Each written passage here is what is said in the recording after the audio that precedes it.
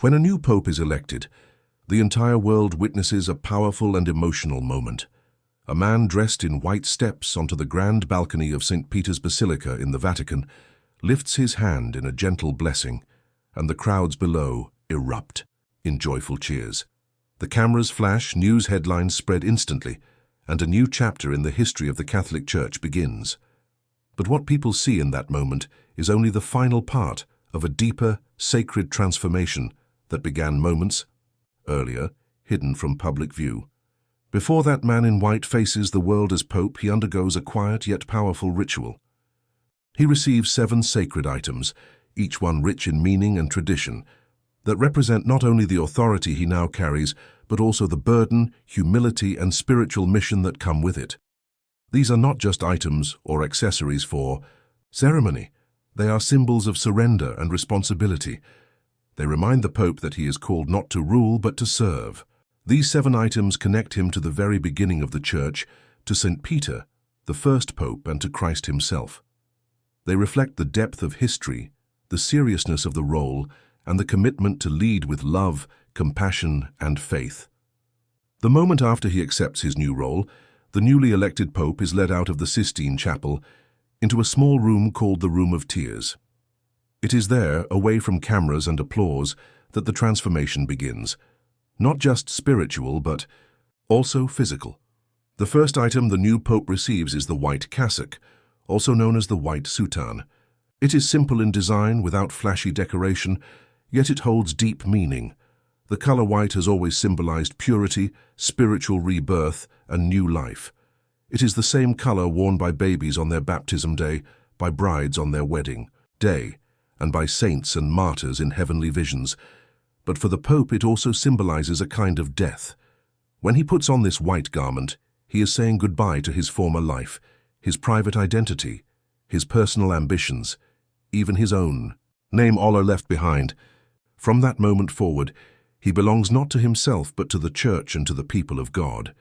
He takes on the identity of a servant, a shepherd, a symbol of Christ's love on earth. This tradition began in the 16th century with Pope Pius V, a Dominican who chose to continue wearing his white religious habit after he was elected Pope. Since then, the white cassock has become a powerful symbol of the papacy. It stands out among the red of cardinals, the black of priests, and the various colors of bishops and clergy from around the world. It tells the world, here stands the servant of the servants of God. The Vatican even prepares 3 sizes of white cassocks, small, medium, and large, in advance of the conclave because there is no fitting session. The purpose of this garment is not fashion or elegance. It is spiritual. It represents a man stepping into a role he can never fully be ready for, and a reminder that this role is not about perfection, but about faith. The next item the Pope receives is the fisherman's ring. This item is not jewelry for display. It is a sacred symbol, deeply connected to the Apostle Peter, the first Pope. Made of gold and engraved with an image of St. Peter casting his fishing net, this ring reminds the Pope of his mission. Just as Peter was called by Jesus to be a fisher of men, the Pope must also reach out across the world and bring people into the net of God's love. Peter was not a rich man or a scholar. He was a simple fisherman, chosen by Jesus to lead the church. That calling is now passed on to the new Pope. In earlier times, this ring was more than symbolic. It was used to seal official documents from the Pope, pressed into wax as a sign of authenticity.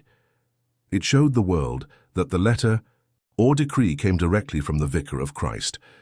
When a Pope dies or resigns, the fisherman's ring is ritually destroyed, symbolizing the end of his authority. This reminds everyone that the papal office is not about the man who holds it, but about the sacred mission given by God.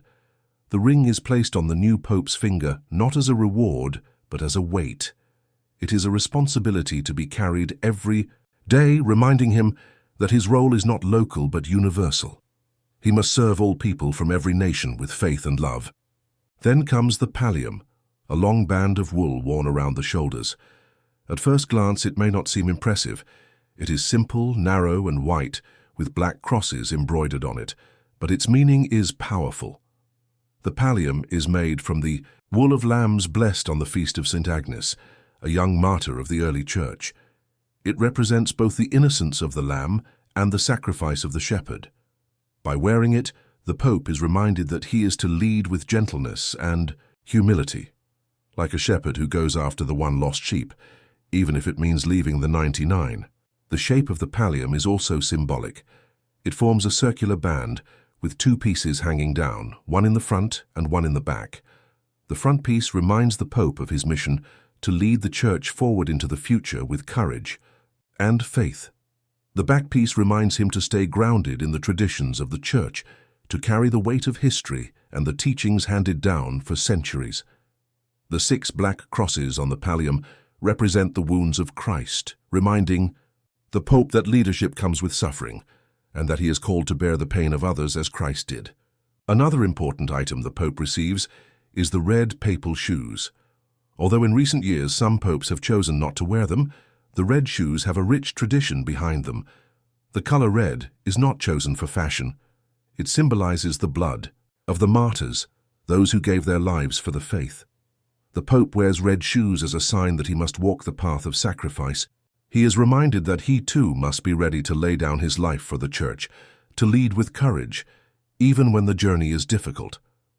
These shoes also connect the Pope to the history of the Church. For centuries, popes have worn them as a symbol of their mission to walk in the footsteps of Christ. Every step he takes in these shoes is a reminder that he is not walking alone. He carries with him the prayers of millions and the legacy of those who came before him, whether he is walking through the halls of the Vatican or stepping onto the world stage. Those red shoes are a sign of his willingness to serve with love and sacrifice. Next is the papal pectoral cross, worn over the chest. This cross is not about decoration or jewelry. It is a personal reminder to the Pope of the one he follows, Jesus Christ. The cross hangs close to his heart, symbolizing that Christ is always at the center of his mission. It reminds him that leadership is not about power, but about love, mercy, and service. Many popes choose a simple cross, made of humble materials to reflect their own humility and dedication. Then comes the mozzetta, a short cape worn over the shoulders. It is usually red and made of silk or velvet, sometimes trimmed with white fur. The mozzetta symbolizes authority, but also responsibility. It connects the Pope to his role as the visible head of the Church on earth. In earlier centuries it was worn by kings and emperors, but in the Church it takes on a different meaning. It is not about earthly power. It is about spiritual responsibility. When the Pope wears it, he carries the burden of leadership with dignity and humility. Finally, the 7th item is the papal staff, also known as the ferula. This is a long, slender rod topped with a crucifix.